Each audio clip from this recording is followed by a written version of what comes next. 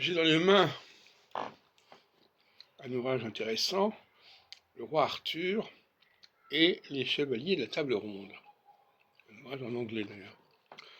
Et je me suis rendu compte que la table ronde en anglais se dit comme en français. The round table. Ça va faire mieux.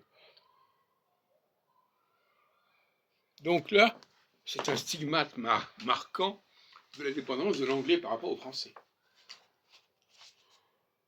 On retrouve le problème dans Ivanhoé aussi, qui nous campe bien la situation des relations entre les Saxons, les Normands, etc.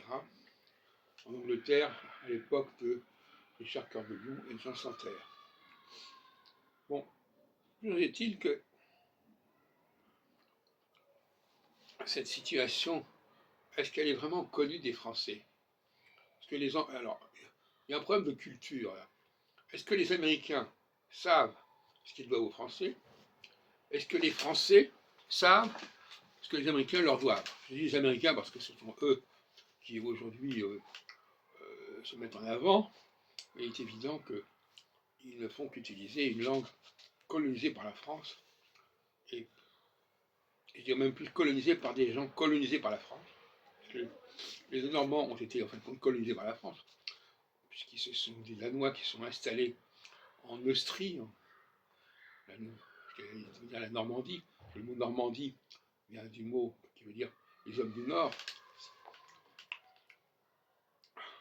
Et donc, est-ce qu'il y a une culture linguistique ou est-ce qu'il y a une absence de culture linguistique? Il faudrait interroger les Américains, tous les Américains qui arrivent en France, est-ce qu'ils savent tout ce que leur langue doit aux Français?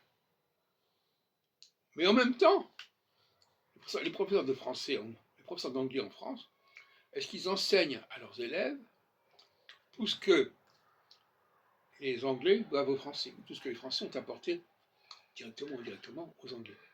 Ça n'est pas dit. Donc il y a une espèce de loi du silence concernant les relations et les emprunts entre les deux langues. Souvent les Français croient que c'est surtout les Anglais qui ont prêté aux Français, parce qu'il y a des mots en ing, etc. Et ça, c'est l'arbre qui cache la forêt.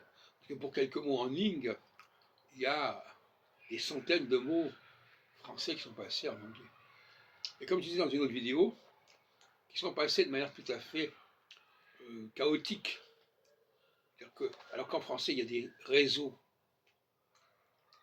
de verbes avec les mêmes radicaux et des préfixes différents, par exemple, eh bien en anglais, il y a un mot séparé qui est déconnecté d'un réseau quelconque.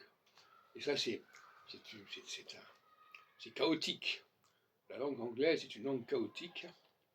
Et je ne crois pas que pour la formation de l'intelligence des enfants, l'anglais soit la meilleure préparation et la meilleure formation.